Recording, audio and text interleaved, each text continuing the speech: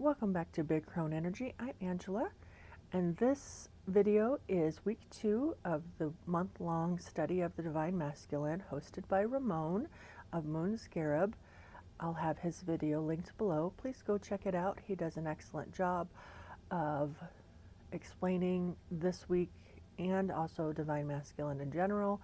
If you caught my last week's, I'm very unfamiliar with this territory.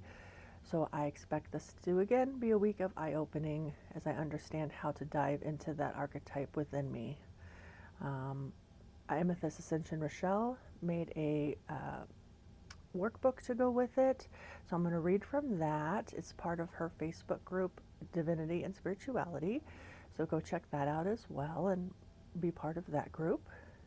In the write-up, it says the Divine Masculine is not just a spark, it is a structure. It is the quiet strength that holds a storm, the present that anchors a dream, the clarity that sets sacred boundaries. It protects not with force, but with devotion to what matters most. The theme is holding, grounding, becoming a safe and sacred structure. The focus is boundaries, reliability, presence, and sacred accountability. So as far as this theme goes, I do try to be a pillar with folks around me, my loved ones, people I care about, even strangers. In my line of work, I'm a social worker, so it's kind of paramount that I be the one that kind of nudges people along, stands strong in boundaries and expectations, but in a caring way. This to me is different than feminine energy in the aspect that there are those boundaries. There is still that set of rules. It's more black and white than gray, whereas feminine energy to me is very fluid, very gray, and can loosen those boundaries. But sometimes those boundaries need to be set. They need to be like a pillar, strong and holding steady. So, and I do try to have as much accountability for myself as possible. I think that human nature is to shrink sometimes from accountability because we don't see it. Sometimes we think we're accountable.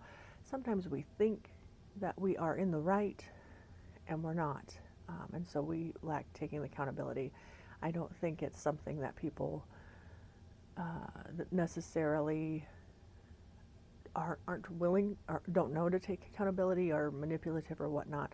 I just think sometimes what we perceive in reality is what the other person thinks somebody should take accountability for, and if you don't see it, you really can't. So kind of my thoughts on that. So the journal prompts this week is, where do I crumble under pressure? I think I crumble under pressure because I do lean so much into the divine feminine, that archetype, that I do tend to let my heart sway me instead of my brain. And to me, I'm kind of learning that the divine feminine rests in the heart and the divine masculine rests in the brain. So I let my heart sway me more than when I should let my brain take the focal point and be more present. And then where do I rise? So I rise in that I am very good, or I do my best to understand across the board and to not judge, and to accept things for what they are, to see them as black and white. This is what's being presented. This is what is that person's truth. And I think that takes more of a masculinity, instead of making excuses for people or things or myself, standing in that this is what it is, this is the mistakes that were made, and this is how we're going to fix it. The practice is, so last time I didn't see the practice part, so this week I did see that in the PDF or the journal. So it says, choose a grounding object such as a stone, a staff, or a token, and hold it while you speak aloud one truth you will protect and one boundary you will honor this week. So I got the stone free from a shop. I had it in a video that I presented. I still don't know what kind of stone it is, but it always stays cool and it fits perfectly in my palm. So as far as speak one truth and that I will protect, and a boundary I will honor. I recently had a palm reading by Miss Kulala. I'll definitely be speaking more on that in a later video. But it came to my attention that I have locked away some psychic abilities. I have shied from it due to life experiences and things of that nature. Mainly society saying that you can't be psychic or you can't be intuitive in that strong of a way. So I am going to speak the truth that I do have that ability, that I am a psychic. I do know things just simply by knowing, not by any other means. And I will hold that boundary, the boundary of accepting that. I don't know, is that a boundary? But I'm going to call it a boundary of just it being. The boundary of these four walls, that I am that way, that I can have that gift. And I'm going to hold that and honor that this week. So let's give pause.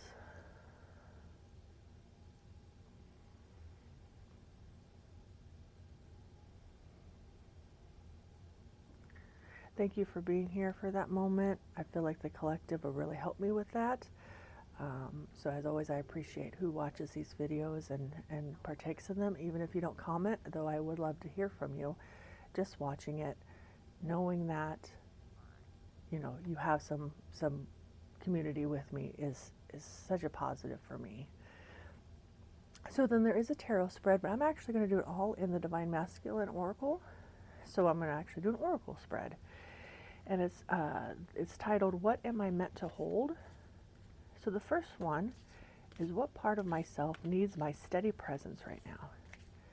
So let's see what this Divine Masculine healing, what God or archetype does it show? Please let me know what needs my steady presence right now. What needs my steady presence right now?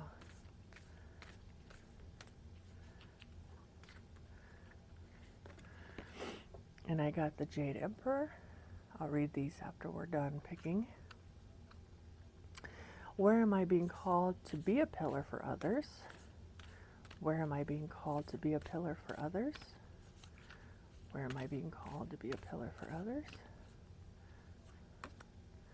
And that is Narcissus. What fear do I carry about being dependable? What fear do I carry about being dependable?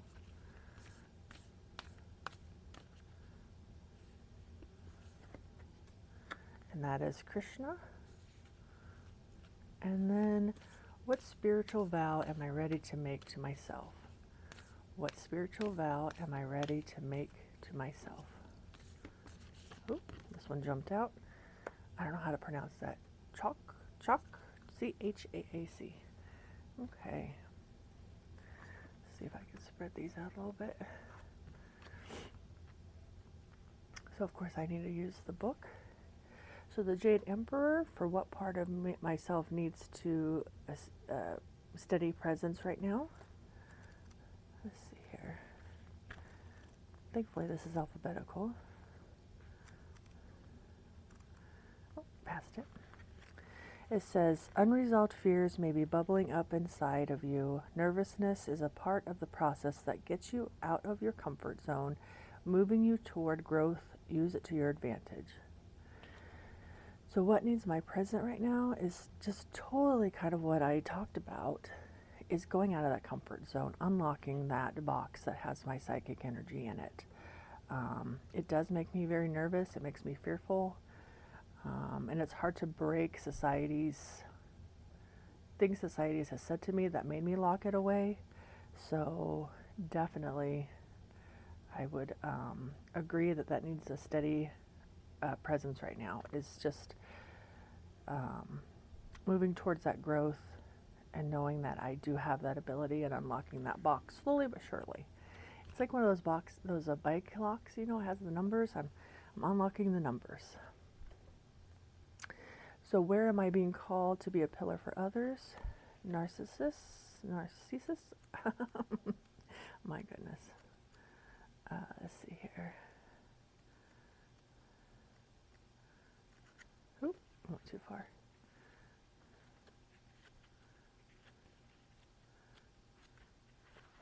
getting there closer.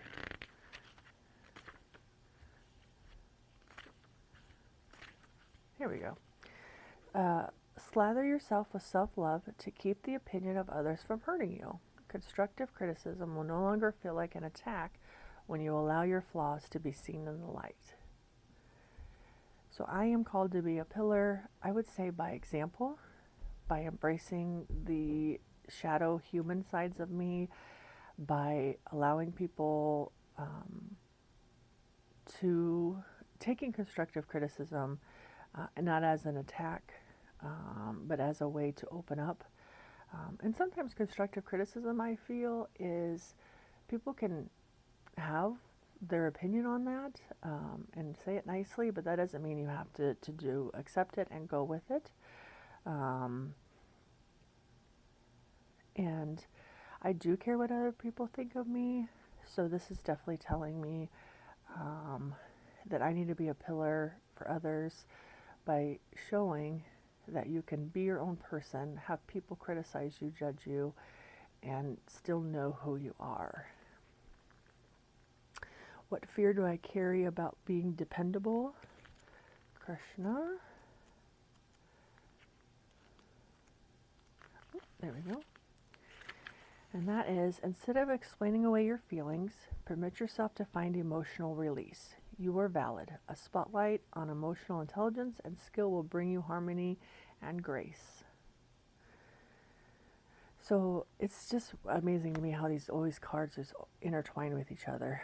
So much like the narcissist card, where I'm like self-critical, stand in your own power.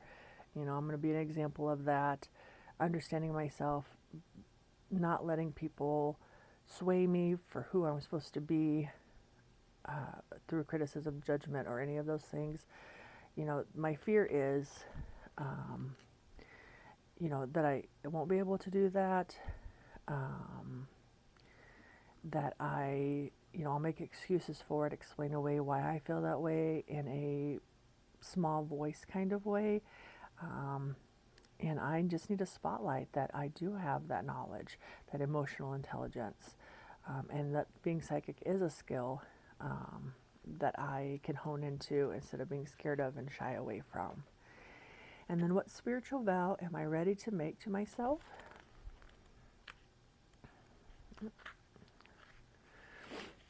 Let's see here.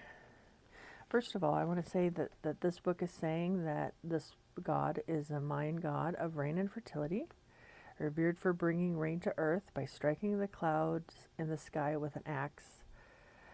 In mind culture, duality is reflected through the connection between destruction and renewal.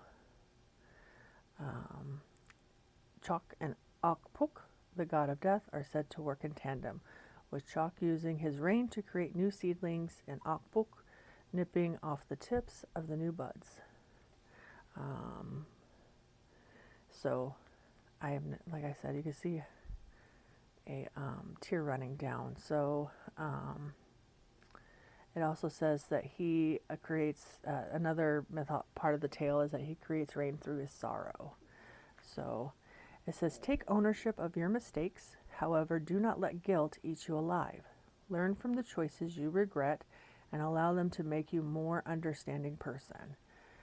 So my spiritual vow, what spiritual vow am I ready to make to myself is that, that's just wild to me because, this focus is sacred accountability, and that's exactly what this is saying.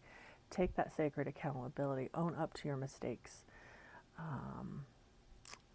But don't, and I struggle with this. I struggle with always wanting to say the right thing, do the right thing, how people perceive me, reading too much into a situation when probably the other person doesn't care. And I do completely struggle with that. So, this is telling me to make a vow to myself to not overthink, pretty much, I think is, I know this is what it's saying. And I'm going to stop saying I think, because I know, I'm owning it. So I will own my mistakes. I will own that I have allowed people in society to lock away this part of me through whatever reasons that led me to that. And that sorrow of not feeling that emptiness I feel, blockage I feel of not having that box of psychic ability fully unlocked or unlocked at all, I will I will make a sacred vow that I am going to work on unlocking that and being who I'm supposed to be in my full power. So I hope that was interesting and meaningful to you. And please leave a comment if felt like what I was talking about makes sense to you. Like really a comment about anything. I do appreciate interacting. Please like this as always because YouTube loves that stuff, and subscribe if you feel so drawn to be part of my community and always know when my videos will happen. And I will see you in week 3 next Saturday. So blessings.